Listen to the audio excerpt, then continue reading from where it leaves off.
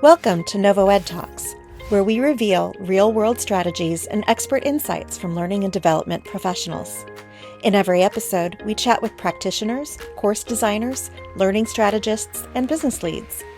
We hear about their experiences in the learning industry and predictions for the profession and the trends that they're seeing. But before we get started, a little bit about NovoEd. Founded at Stanford's Social Algorithms Lab in 2012, NovoEd is a people-centric, capability-building platform that combines social and collaborative learning to drive performance readiness at scale. Through cohort-based experiences centered around human interaction, NovoEd taps into collective wisdom, placing each learner at the center of perspective, application, and expertise. Large enterprises such as 3M, GE, Marriott International, and Nestle partner with NovoEd to accelerate their critical initiatives, reconnect teams, and achieve rapid alignment through learning that is felt, experienced, and swiftly transformed into impact. Now, let's meet our guest for today's episode. Hello, everyone, and welcome to the NovoEDTalks podcast, a space for training trailblazers to get real. My name is Melissa Fisk. I'm the producer of the NovoEDTalks podcast, and today I am joined by Matt Berry, who is the head of Global Learning Solutions and Field Platform Training at a global life sciences company. With close to 30 years of experience and a diverse background in sales, training, marketing, and technology, Matt has a unique perspective on how to make the complex simple in an engaging fashion. Matt has been with his current organization since 2000 and has held multiple roles, including multiple leadership positions within the U.S. commercial and global learning and development space. Matt, welcome to the NovoEDTalks podcast. Melissa, thank you for having me. It's nice to be here. Awesome. Well, why don't you start by just talking a little bit more about yourself and your role? Yeah, absolutely. So as you mentioned, I lead up a learning technologies and field platform training for a life sciences organization. So that sits in two distinct separate spots. One, and the one that's probably most interesting to folks here, is the learning solution side. So my team oversees and or supports a lot of the global learning solutions platforms that we have within the organization. That includes a standard LMS that everybody tends to have these days, but then we're really focused in tools and technologies that enable the learning for a mobilely enabled sales organization. So we have tools that do things like podcasting. We also have a couple of different reinforcement tools as well, all designed to just ensure that when people are looking for the information they need at the moment they need it, they have access to it. And then from a field platform side, I also manage our customer relationship management tool training. I've got a team that does that. And essentially, it's becoming one of those things where if it is a platform that's used in the field, it comes my way. So it's pretty broad, but there's a distinct learning flavor to it. Yeah, absolutely. That sounds fun, though. You get to keep your hands in a lot of things, and I'm sure are very busy. Yeah. Yeah, very busy without a doubt. I think managing and supporting a global organization is the newest shift for us. It's been about 3.5 years that we've been doing it, but Wow. there's a lot of interest in tools, and my team is not big. It's a smaller team, but we're very dedicated and driven to help individuals kind of take ownership over their own content and produce things at a local level.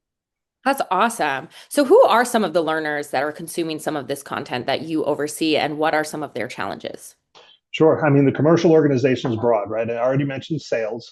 So obviously working in life sciences, we have a large sales organization, and that comprises the majority of our company. So they're the ones that are out there in the field, connecting with their customers, trying to drive value and help our products go ahead and come to market. But then there's another group that is not there. There's the marketing department, and we do touch medical, so we have some research and development individuals as well. But collectively, we've got people that need all sorts of different skill sets and need all sorts of different training. So sales has a very distinct need. There are sales models, that need to be done. There's product information and product knowledge that needs to be taken care of, and there's a lot of compliance that we don't necessarily own the compliance component, but we enable the delivery of compliance information out to our sales individuals. There's a Wow. management side of things as well. Managers have a distinctly different skill set that they need. And then you have your home office workers, your office-based individuals are looking for something different as well. The fun part is we touch a lot of those places, but we don't necessarily own all of the content. There are some things that we do that are designed to give some basic capabilities, skills learning to our individuals that we support through platforms that are content libraries, where somebody can log in and search for a topic, presentation skills, or selling skills, and pull up many lessons that they can go ahead and learn from. But then a lot of the stuff that we also do is the delivery of custom built content that is brought to us and given to us by other teams that have done the developing and done the building, and we just have to go ahead and help it get out. Wow. So that's a huge broad spectrum of things that you're It is. handling and challenges, I'm sure, in all kinds of different shapes and sizes that you're trying to juggle. What are Yeah. some of, do you think, the biggest workforce development challenges, and how are you approaching them?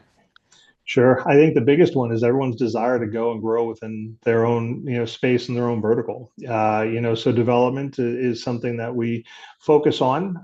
We pride ourselves at being a people-focused organization. And there have been some ebbs and flows and how that's been managed recently. But I think that, ensuring that when an individual wants to go ahead and learn something, they have a place that they can go, they can search for it, they can find it, and carry that forward and get better in their own vertical. Is something that I think we would love to be able to do and do better. So a challenge is just that, right? It's ensuring that we have the ability and the tool set to be able to go ahead and do those things. And time, I think empowering people to go ahead, set aside that time for development and being able to lean in and take care of that need is something that we don't necessarily struggle with, but I definitely think that it's something that we could do a better job of reinforcing. Specific needs are going to vary depending upon the individual. It could be we need more project management help or knowledge in that space, or we need more basic skills around things like PowerPoint, Microsoft, or Excel. I get those requests like, "Hey, do you have anything?" And that's when I'm look to our Digital X team, which is our IS department, to see what they have off the shelf if we can go ahead and take something from that. If not, I'm happy to make recommendations to publicly available offerings on YouTube or LinkedIn Learning that are out there. That's awesome. That's so great. And it is so hard to keep up with all of the content that you need, to put out there, but also I love what you mentioned about like time and like almost like creating a culture, right? Where it's Yeah, like enforces people to take the time to do the development, which yeah. is definitely a challenge, I think, for a lot of organizations. As the skill sets needed for success continue to shift in such a rapid evolving kind of environment, what strategies does your team use to ensure that your workforce remains adaptable and prepared? You've obviously been talking a little bit about that with all the content you deliver and the ways that you're delivering it. But could you expand upon that a little bit? Yeah, I think in life sciences specifically, it's an evolving skill set of customer need more so than anything else. Coming out of COVID, where you used to have your opportunity to go in and see people and meet with them and do all these different things, you lost that ability, and so everything shifted from that in-person sales call to that virtual sales call. So we scrambled pretty quickly to get everybody, up to speed on how to go ahead and use the then technically available tools, tools like Skype. But now, we built things into, or actually we have, but vendors have built things into, the tools that the field has from a CRM standpoint to deliver these virtual meetings for places that they can't get into. But more than anything else, it really truly is, in that moment of need, when that customer is looking for information and they look to us to fill that gap, how can we be most responsive to be able to help them? And for us specifically, it's to help them help patients, right?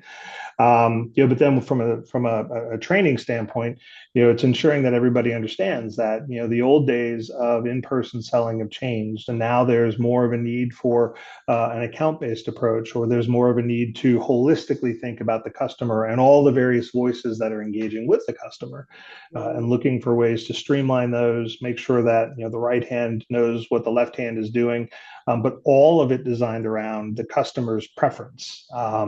We all have a very distinct way that we go looking for information, be it pulling out our phone and jumping into Google, or now pulling open a GPT and asking questions there.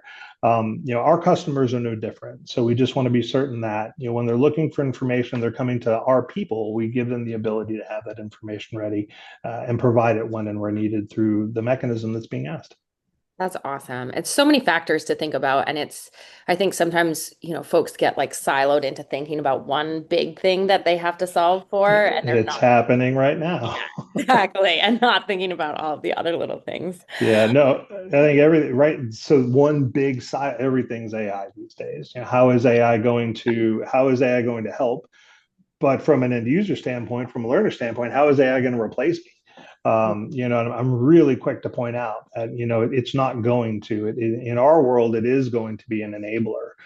Even as a learning and development professional, we're already using it as an enabling way to create content. We can give a GPT a bolus of content and say, "Hey, we need a 25 question quiz with multiple choice, true, false, fill in the blank answers," and in a matter of minutes, we've got what we need.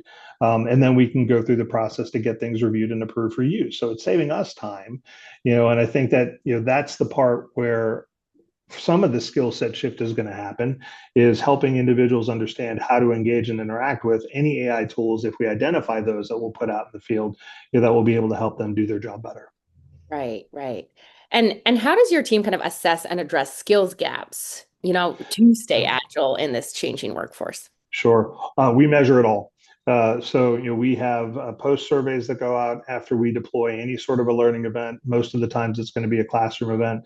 Idealistically, they're smile sheets. They tell us how we've done, but they also help us evaluate our content and our delivery.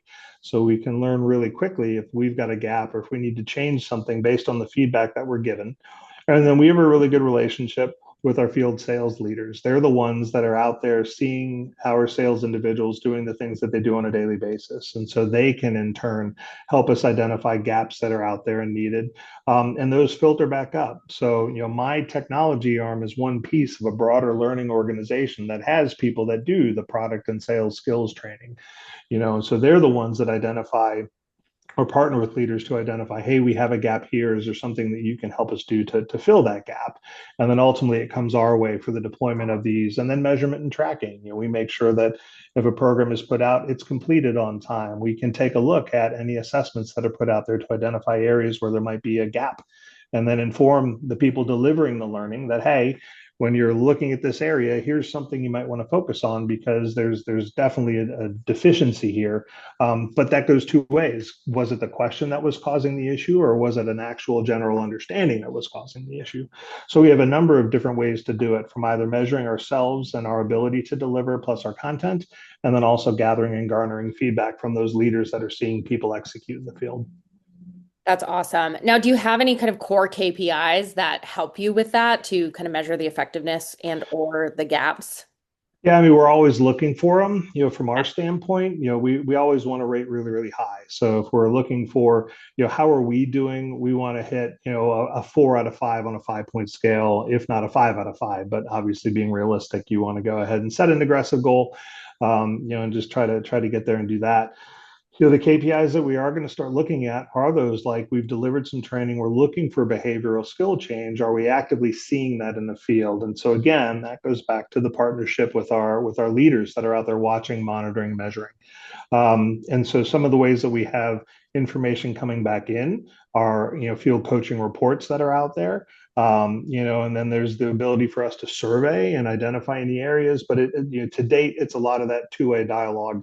In life sciences specifically, it is a little challenging to tie a learning event back to actual performance in the field. So we do look to those individuals that are seeing the behavior and helping us understand, have we hit the mark? Are you seeing the change that you need to see? And if not, we determine, is it, a training issue that needs to come back and we reinforce, or it could be a coaching issue. And in that way, we can actually help coach the coaches to coach the improvement. Right, right. That's awesome. Now switching gears a little bit, and you've been talking about it a lot, but what role does technology play in your programs, and how do you leverage some of the tools and platforms you're using to enhance your programs? Yeah, I think technology is the great enabler here. So everything begins and ends with, a learning management system. So folks log into where they need to go into, they read their modules. All of our modules, or the bulk of our modules, are interactive. You've got your knowledge checks throughout. You've got your animations and video, the assessments at the end, and all of that is to set up, and get everybody ready to come into an in-person learning experience of some way, shape, or form. But then there's the after part, right? And that's, I think, where technology really becomes a good, as I said, an enabler. We leverage some reinforcement tools. People walk out the door, they know a lot, they're confident in their ability to go and do, but they might have questions. And so some of the systems that we have enable them to come back quickly and find exactly what they need rather than going back into the LMS, back digging through a module looking for something.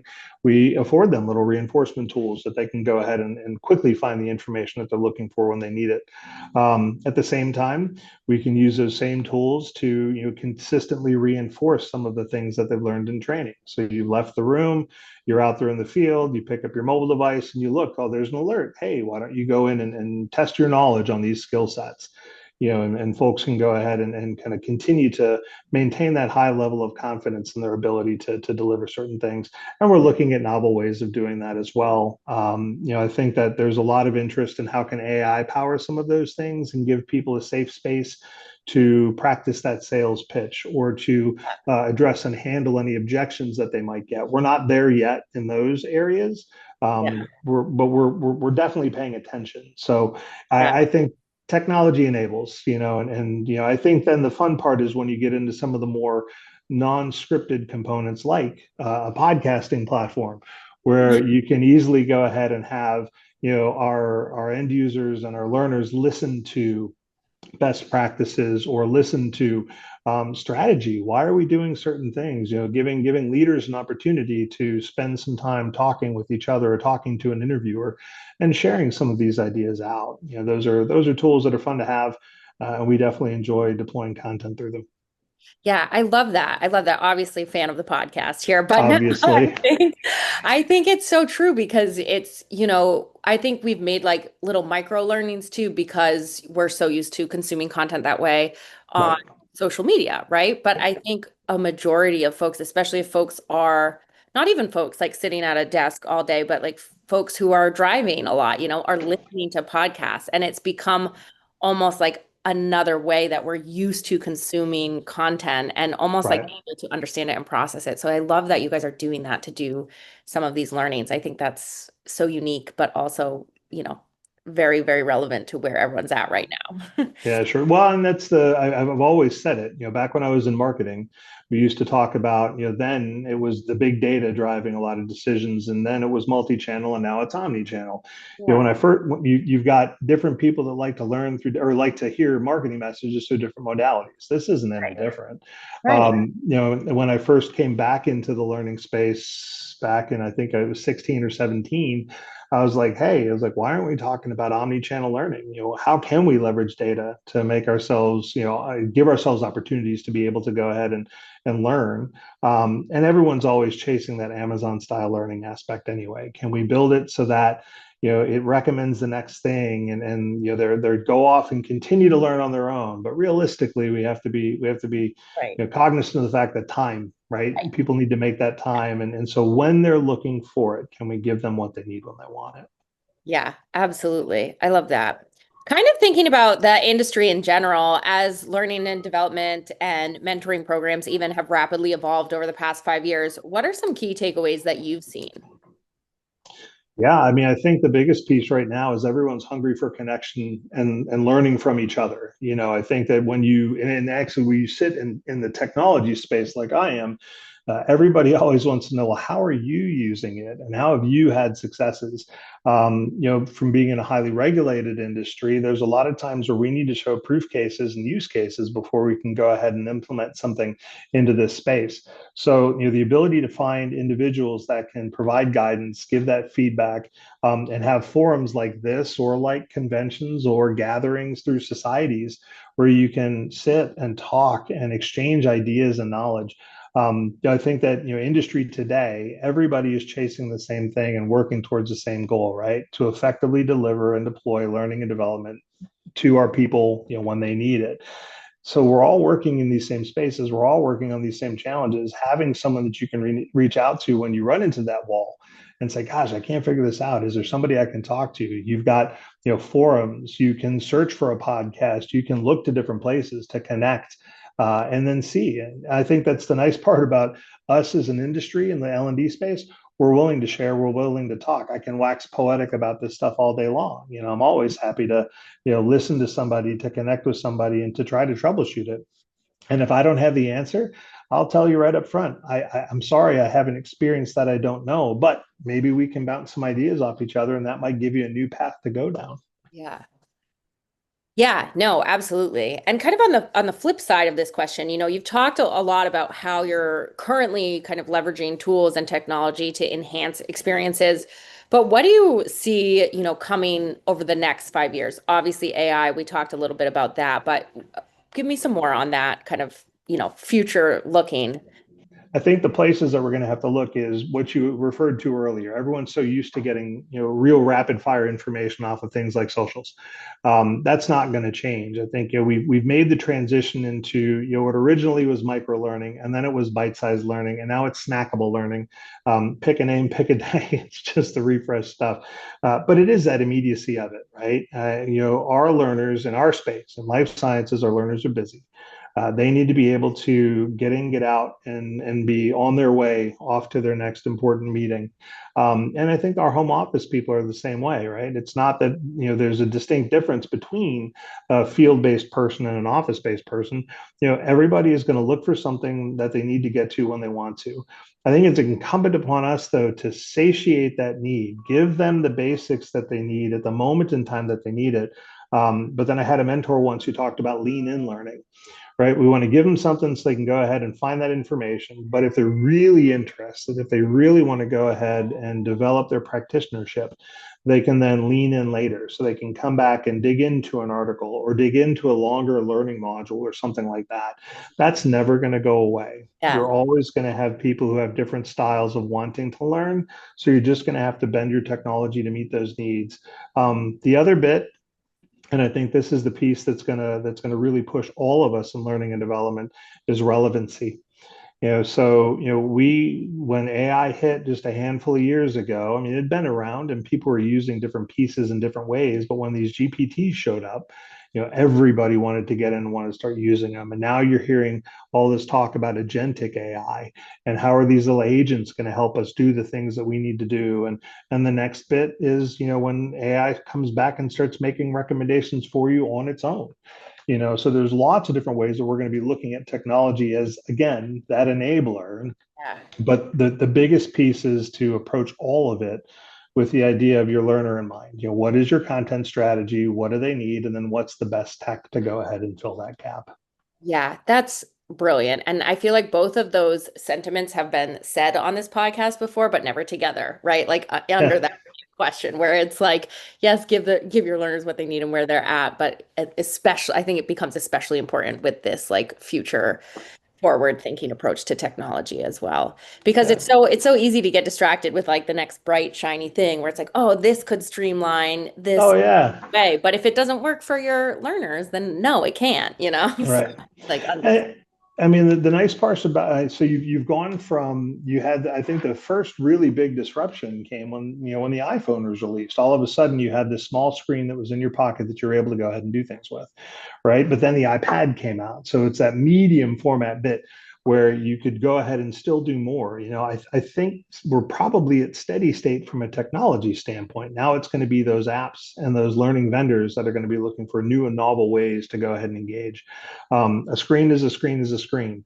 The question is, what are you going to put on it? How are you going to make it impactful so that the person that's on the other end is taking away what they need to take away to go be great at what they do? absolutely. I love that. Matt, as kind of a fun last question here, what is the most important lesson that you've learned as a leader that you'd pass on to someone just starting out on their journey? The power of the pause. That is the one thing that I've come back to numerous times and in numerous different iterations. The most recent one was as we shifted into a global organization, they gave us an opportunity to go through something which was really kind of tied to mindset, and getting back to neutral was the core focus of this course. I'm not going to say it, but that probably gives it away if anyone's familiar with it. But the piece that really has always resonated with me is that there is dramatic and amazing power in a pause. You take the time to stop for a second and give yourself the ability and the opportunity to then think about what is that next best thing that I'm going to do to move forward. And that's applicable in all of it, right? So as you're sitting down and I'm going to go ahead, I'm going to start working on, a project, I'm going to build out a curricula, I'm going to build a learning module when I get stuck. Well, take that step back and take that breather. You get up and walk away for a little bit, and then come back and see if that it gives you that little bit of a mental break to go ahead and continue carrying on and moving forward. We used to have Legos in our department, and you could go ahead and get up, get out of your office, go and build something, create something totally different, and then come back and bring that creativity into what it was that you were working on. So I tell everybody that, how have you been successful in doing what you're doing? A lot of it has been, working to guide my own career, but it is also making sure that I take that moment to take that break and think about proactively, okay, what am I going to do next? So there's dramatic power in that. Make that time to set it aside, and definitely work on pausing during your work day, pause during your home life, just to take that beat and then think in that space, right? And think about what could I do next. Absolutely. I love that. I feel like just, it could be have a little, a suggestion to be just like have this little Lego set like at your desk Sure, somewhere else absolutely. and like get up and go play with it. I love that you had Legos. I just think that's Uh, such a brilliant thing because it is, and especially when you're like in one lane, just doing the same thing and like getting stuck in it to do something that's like totally different, like and using your brain in a different way, I do think like frees you up to kind of think and shift your thinking. So that's amazing advice. Matt, thank you so much for joining us today on the NovoEd Talks podcast. oh, Melissa, it was my pleasure. Happy to be here. Thanks for the opportunity. Awesome. And thank you so much to our listeners for tuning in to another episode of NovoEd Talks.